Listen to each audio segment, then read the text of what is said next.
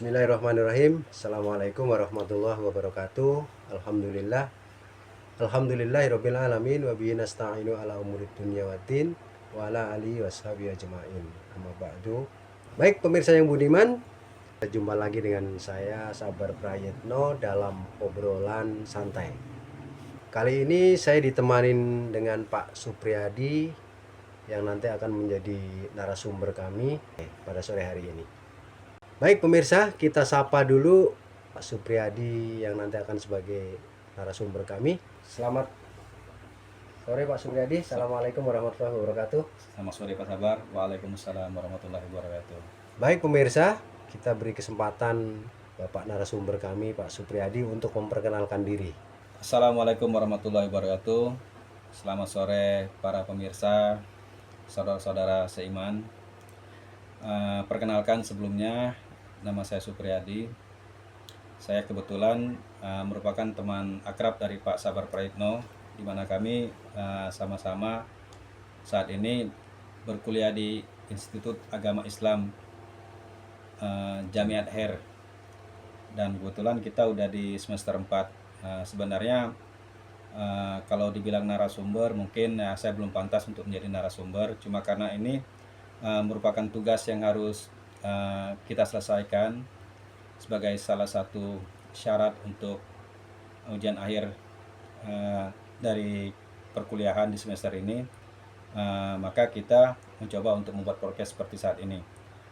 Saya sendiri sebelumnya bekerja di Bank Rakyat Indonesia, namun tahun 2020 saya hijrah dengan pertimbangan tertentu, di mana dalam rangka untuk memperbaiki hubungan dengan Allah SWT. Dan setelah hijrah saya mencoba membuka usaha kuliner. Jadi saya pedagang kuliner, khususnya untuk pempek, tekwan, dan jenis kerupuk, kemplang, makanan khas Palembang lah. Samping itu juga saya juga dropshipper, udah lebih kurang 9 tahun. Dropshipper untuk busana muslim dan muslimah, terus dropshipper untuk baju-baju batik, dan dropshipper untuk perhiasan mutiara dari Lombok. Jadi bila teman-teman dan pemirsa ingin berbagi ibaratnya pengalaman terkait bagaimana membuka usaha, juga bisa nanti kita japri-japrian aja lewat komentar nanti yang bisa dilihat di bawah. Terima kasih. Baik pemirsa, itulah tadi perkenalan singkat saya sama Pak Supriyadi. Kita langsung lanjut ke inti pembicaraan kita dan terkait dengan nilai-nilai Islam, dan kami akan memberikan pertanyaan kepada narasumber kami. Baik Pak, bagaimana sih contoh nilai-nilai Islam yang sejati dalam lingkungan keluarga dan masyarakat? Bagaimana contoh nilai-nilai Islami di dalam lingkungan keluarga dan masyarakat? Tentunya kita perlu mencari contoh atau acuan ya. Dalam hal ini menurut saya yang bisa kita jadikan contoh dan memang dijadikan contoh oleh Allah SWT kepada kita adalah nilai-nilai yang dimiliki oleh Rasulullah SAW. Kenapa? Karena di Al-Quran dijelaskan bahwa di dalam diri Rasulullah itu terdapat suri toladan bagi umat manusia. Salah satu beberapa contoh yang bisa kita lihat nilai-nilai Islami yang dimiliki oleh Rasulullah. Yang pertama, Rasulullah itu orangnya jujur. Jadi karena jujurnya Rasulullah itu, sebelum beliau menjadi Rasulullah, menjadi Rasul dan dianggap menjadi Rasul, itu beliau dijuluki Al-Amin. Al-Amin itu orang yang dipercaya atau dapat dipercaya. Jadi karena Rasulullah ini dipercaya karena apa? Karena beliau jujur kayak gitu. Beliau tidak pernah berbohong. Menanamkan kejujuran ya. Iya, jadi karena sifat yang jujur tersebut, makanya Siti Khadijah itu mempercayakan usahanya kepada Rasulullah. sehingga Rasulullah itu eh, sempat bekerja untuk Siti Khadijah. Jadi berdagang ke luar tanah kelahiran Rasulullah, dan itu berdagangnya begitu laku ya, laris ibaratnya, orang-orang pada beli. Kenapa? Karena Rasulullah itu jujur, nggak pernah berbohong. Karena kejujurannya gitu. Iya, jadi pada saat beliau berjualan itu kalau ada yang barang yang rusak, beliau bilang bahwa ini barangnya rusak.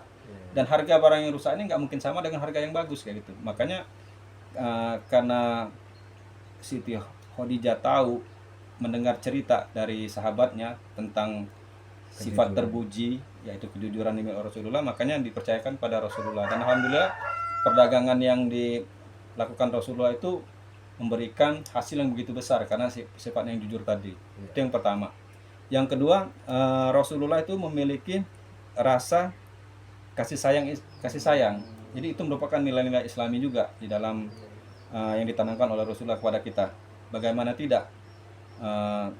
Ini bisa kita lihat pada saat Rasulullah sedang sholat. Jadi saat sholat itu yang saya tahu Rasulullah itu dilempari dengan kotoran unta.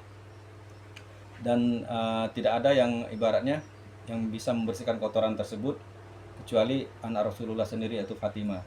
Tapi apakah Rasulullah dengan dilemparkan kotoran tersebut menjadi dendam, menjadi marah, atau ngebalas perbuatan jahat daripada orang pada saat itu yang berbuat demikian kepada Rasulullah? Tidak, Rasulullah itu Maha Pemaaf.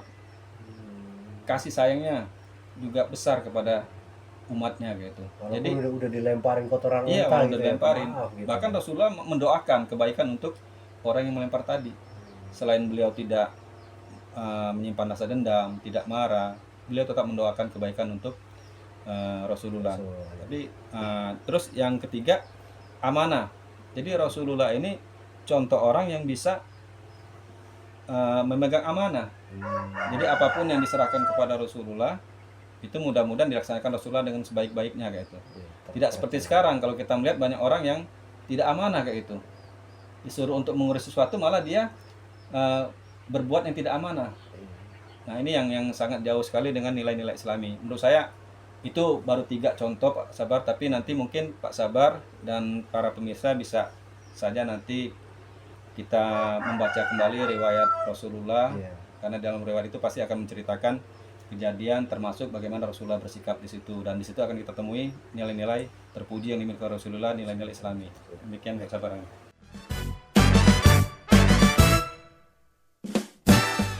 Oke, selanjutnya Pak, pandangan Bapak terhadap nilai-nilai Islam pada keluarga dan masyarakat di zaman sekarang atau pada saat ini. Baik, Pak Sabar, terkait masalah nilai-nilai Islam yang ada pada masyarakat saat ini, mungkin kita bisa melihatnya dari media sosial ya. Ada kejadian di mana orang yang mencuri itu babak belur, bahkan ada yang sampai meninggal, meregang nyawanya tanpa ibaratnya ada pemaafan dari korban kayak gitu.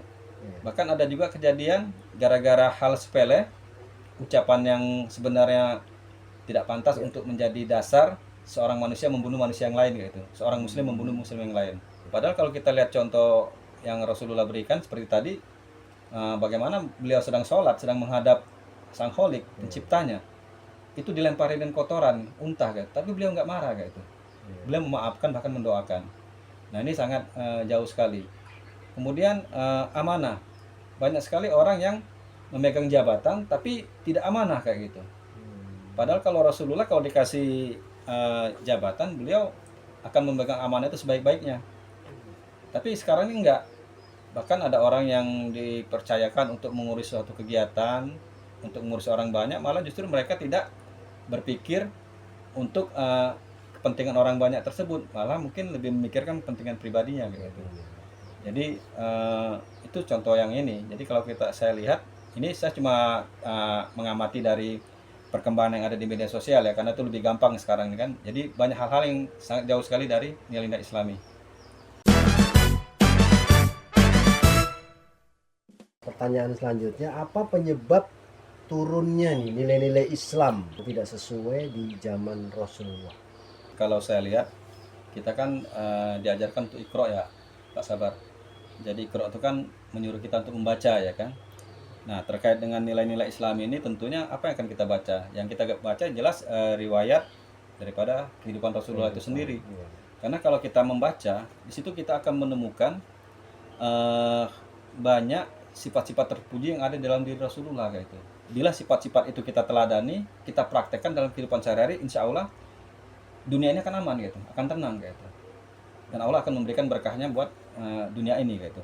Namun saat ini di satu sisi kita tidak mau membaca, di sisi lain memang tantangan dari luar itu banyak sekali tontonan-tontonan yang mana tontonan tersebut jauh dari nilai Islami. Contohnya kalau kita lihat mungkin tontonan-tontonan seperti misalnya keributan-keributan, terus kelompok-kelompok yang radikal, seperti misalnya ada juga kejadian-kejadian yang yang sehingga kejadian tersebut menjadi contoh, bisa dicontoh oleh orang lain, ditiru orang lain kayak gitu. Padahal contoh tersebut tidaklah baik kayak gitu kan. Jadi dua hal itu, dari dalamnya kita sendiri nggak mau belajar, terus pengaruh dari luar dengan perkembangan teknologi ini, semua informasi gampang didapat, namun yang terserap itu malah lebih banyak yang kurang baiknya kayak gitu. Sehingga apa? Sehingga ya ini menjadi contoh kayak itu. Yang nilai-nilai Islaminya justru nggak banyak diperhatikan, nggak banyak dilihat gitu ya. Tidak banyak diaplikasikan oleh orang-orang sekarang. Bahkan kalau dulu mungkin zaman kita dulu, anak-anak itu mungkin tidak banyak yang bersekolah, tapi anak-anak itu banyak belajar ke pondok ya kan. Ngaji, Di rumah didatangin guru ngaji, diajarin caranya sholat. Tapi kalau sekarang kan jarang, orang lebih mengejar kehidupan dunia kayak gitu. Sehingga apa? Sehingga ini tadi yang ngebuat apa tuh, kita itu semakin jauh dari nilai-nilai keislaman gitu. Pertanyaan selanjutnya, apakah hal ini bisa diperbaiki? Bagaimana caranya untuk memperbaiki akhlak masyarakat dan berpegang pada akhlak Rasulullah? Ya, kalau menurut saya tidak ada sesuatu yang tidak mungkin, Pak Sabar. Bila kita berniat untuk berbuat baik, insya Allah Allah akan permudahkan jalannya ya, dan saya yakin itu.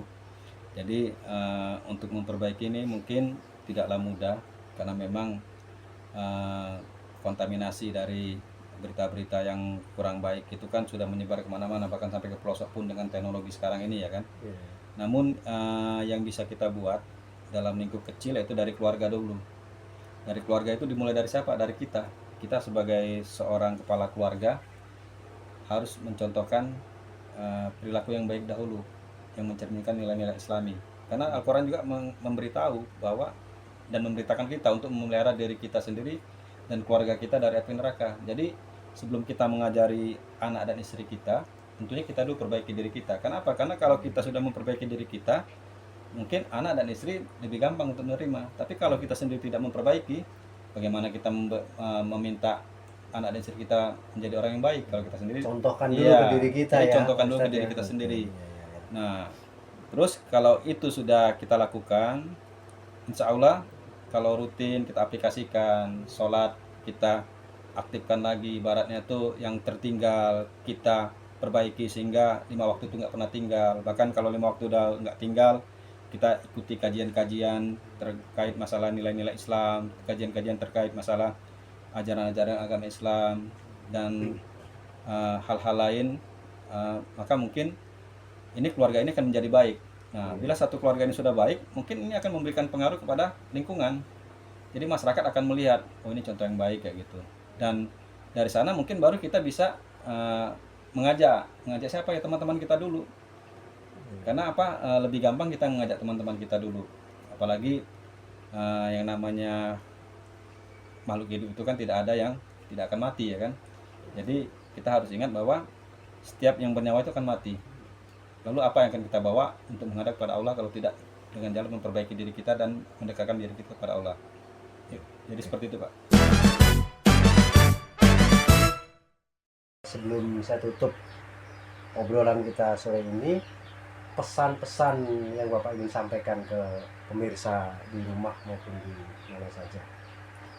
Baik Pak Sabar, kalau terkait pesan-pesan mungkin saya akan menyampaikan pesan-pesan buat saudara-saudara yang seiman, bahwasanya kita sebagai umat muslim ini haruslah kita mempelajari dahulu sifat-sifat terpuji yang dimiliki Rasulullah SAW, dan setelah kita pelajari sifat-sifat ini harus kita tuangkan dalam kehidupan kita sehari-hari, sehingga bila hal ini dilakukan, mudah-mudahan kita bisa merubah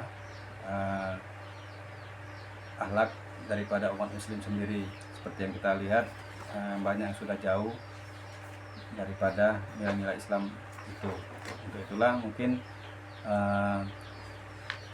kalau kita benar-benar mencintai Rasulullah SAW, mari kita sama-sama memulai mengikuti apa yang telah diajarkan oleh Rasulullah SAW, dan kita mulai aplikasikan mulai dari keluarga kita sendiri, terus lingkungan. Semoga dengan bentuk nyata aplikasi ini itu akan memberikan pengaruh yang positif pada lingkungan masyarakat di sekitar kita, dan mudah-mudahan ini akan menular ke yang lainnya. Mungkin cuma itu aja Pak Sabar. Pemirsa, demikian tadi obrolan santai kami bersama Pak Supriyadi. Saya akhiri, sampai jumpa lagi di channel berikutnya. Kami akan membahas tema-tema yang berbeda insya Allah. Billahi taufiq wal hidayah. Assalamualaikum warahmatullahi wabarakatuh. Waalaikumsalam warahmatullahi wabarakatuh.